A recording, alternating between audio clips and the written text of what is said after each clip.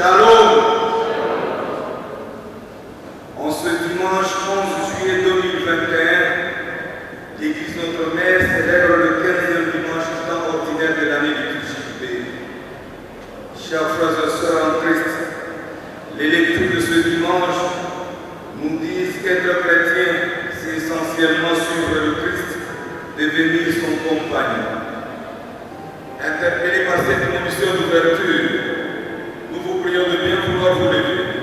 Chantons de cœur avec la chorale pour accueillir le prêtre et sa suite.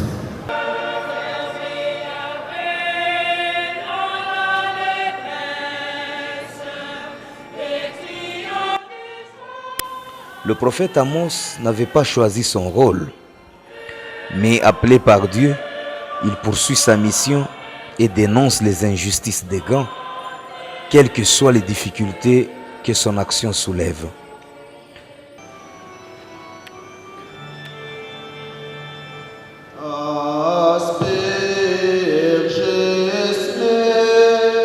Saint Paul s'efforce aussi de suivre le Christ, en qui il a découvert le sens de sa vie et de toute vie.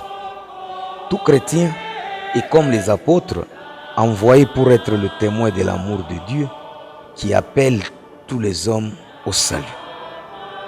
La note propre de l'évangile de ce dimanche est que nous ne pouvons contribuer à ce salut qu'en nous inscrivant dans des actions collectives en union avec tous les chrétiens. Puisse notre célébration nous disposer à plus de solidarité avec les autres pour le salut de tous. Dans la première lecture tirée du livre d'Amos, au chapitre 7e, du 12e au 15e verset, Amos est le premier prophète dont les écrits nous sont parvenus. Il est célèbre pour avoir dénoncé les injustices qui se commettaient dans le royaume d'Israël. Aux représentants du roi qui lui ordonnait de quitter le pays, il répond comme Pierre au Sanhédrin: c'est Dieu qui m'a appelé à parler, je ne puis me taire. Dans la deuxième lecture extraite de la lettre de Saint Paul apôtre aux Éphésiens, au chapitre 1er, du 3e au 14e verset, l'épître aux Éphésiens s'ouvre par une vision cosmique du salut. Dieu veut sauver tous les hommes et son salut doit marquer toute leur vie. C'est la foi en ce projet d'amour manifesté en Jésus-Christ qui donne à Paul l'assurance avec laquelle il annonce l'évangile. C'est la parole du Seigneur. Appelé par Dieu au salut de Jésus-Christ, prions-le aux intentions de toute l'Église. Afin que tous ses membres aient un cœur d'accomplir avec efficacité la mission qui leur incombe. Prions le Seigneur. Pour nos évêques, qu'ils annoncent avec fidélité la parole de Dieu et qu'ils sachent dénoncer les injustices, prions le Seigneur. Pour les hommes au pouvoir, qu'ils soient conscients de leurs responsabilités et respectent la justice, prions le Seigneur. Pour ceux qui exercent un ministère dans l'Église, qu'ils soient des artisans de paix et des exemples de fidélité, prions le Seigneur. Pour les jeunes, qu'ils se forment à être des agents de la promotion humaine et de l'évangélisation, prions le Seigneur. Pour nous tous ici rassemblés, que Dieu nous unisse pour célébrer son amour et pour en témoigner, prions le Seigneur. En ce jour, l'Église Notre Mère nous donne un thème très capital. Je cite: les exigences de la mission. Dans la société contemporaine, il est très connu qu'avant de s'engager dans une carrière ou entreprendre certaines études, l'on fournisse des prérequis. Deux fois, l'on se voit obligé de s'endetter pour se procurer des outils nécessaires à son admission. Cependant, c'est tout un autre dynamisme que nous découvrons dans l'évangile de ce dimanche. les prérequis pour être fonctionnaire de Jésus sont propres à lui. En effet, l'appel de Dieu change toute la vie, voire la destinée de celui qui est appelé, comme c'est le cas du prophète Amos dans la première lecture de ce dimanche. Au moment d'être livré, Au temps de Jésus, celui qui voulait être disciple choisissait son propre rabbi. En quelque sorte, cela existe même aujourd'hui.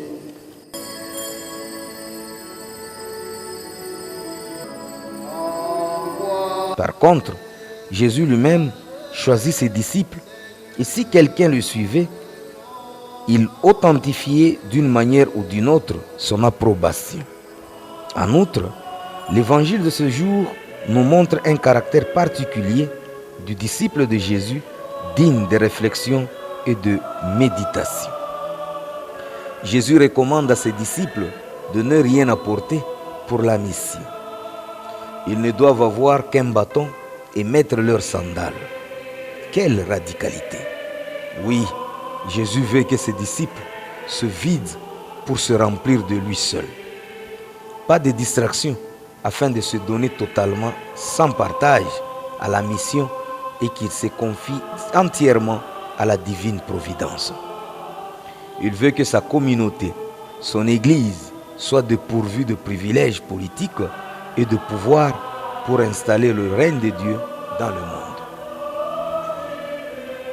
Au fait, pour réaliser ce projet de Dieu, son royaume dans le monde, Jésus, dans l'évangile de ce jour, donne autorité à ses disciples sur les esprits impurs et non sur les hommes. Le pouvoir ne peut pas impulser la transformation évangélique dont notre société a besoin. Le royaume de Dieu prend place dans la société quand nous luttons contre les structures de péché. La malhonnêteté, la corruption, l'envie, la débauche, l'injustice, etc. Les disciples de Jésus ne doivent en aucun cas dominer les hommes, mais lutter contre ces structures de péché. C'est en faisant cela que le résultat obtenu par les 12 sera une fois encore celui de l'Église et de chacun de nous. Néanmoins, Jésus n'écarte pas l'éventualité d'un quelconque rejet, comme lui-même l'avait expérimenté à Nazareth et comme c'était le cas de nombreux prophètes avant lui. Le perturbant message du prophète Amos avait provoqué non seulement l'hostilité de la classe royale, mais aussi des prêtres.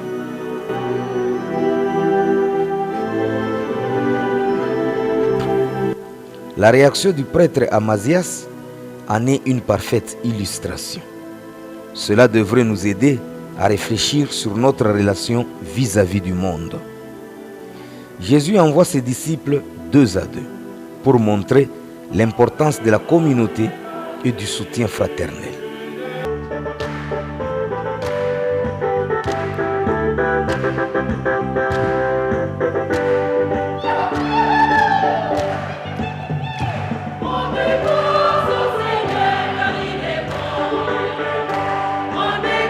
Marc 2, 14 souligne que Jésus établit 12 apôtres pour être avec lui et pour les envoyer prêcher la bonne nouvelle.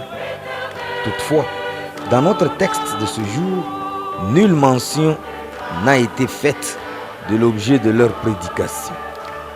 Jésus suppose que leur présence avec lui est suffisante et que les instructions qu'il leur a données pour la mission les aideront. Nous nous réclamons disciples du Christ. Disposons-nous le temps d'être ensemble avec lui. Quelle relation personnelle avons-nous avec lui? Quelle est notre attitude vis-à-vis de son message de rénonciation et de dépouillement de tout ce qui nous empêche de vivre heureux et émancipés comme fils et filles d'un Dieu amour et qui nous invite à sortir de notre confort pour servir l'autre? Imaginons que nous vivions au temps de Jésus et qu'il ne savait comment aboutirait son groupe. Accepterions-nous de partager à une telle mission, celle dont nous parle l'évangile du jour, et d'obéir à ses instructions? Question mark, dixit le Père Adalès Sossi Antoine de SVD. Dans son homélie, M. l'abbé Irénée Moké nous dit ceci. James Kapanga.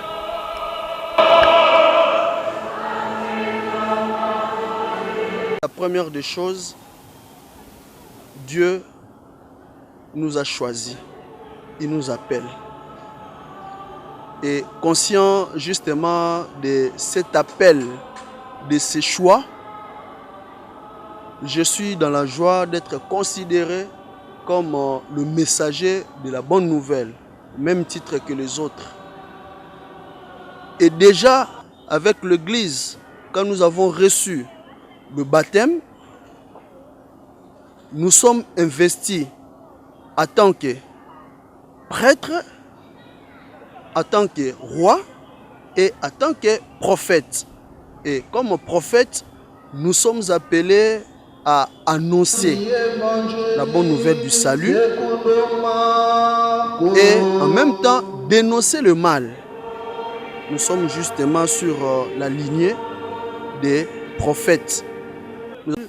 C'est Jésus qui se présente à nous, qui nous appelle en même temps, qui nous envoie, comme il a envoyé les apôtres, 2 par 2, pour montrer l'importance de la collaboration, le sens même d'un travail équipial, le sens même de la collégialité. Au lieu qu'on se constitue tout simplement comme un cavalier solitaire, on est appelé à travailler avec les autres pour la bonne marche de l'Église. Et le même Christ qui demande aux apôtres de rien emporter si ce n'est que le nécessaire. Et le nécessaire là pour attendre justement de Dieu. Ne comptez pas tout simplement sur les hommes, on compte beaucoup plus sur Dieu et beaucoup plus encore sur sa providence. Quand nous recevons de lui la mission, il nous précède plutôt et en même temps il nous accorde sa grâce. Et nous ne pouvons pas nous laisser impressionner par les persécutions, car les persécutions seront toujours là.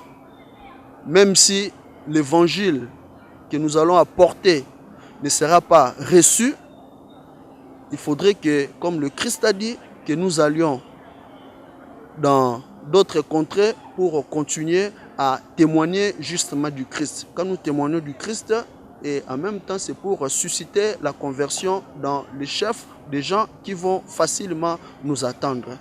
Voilà.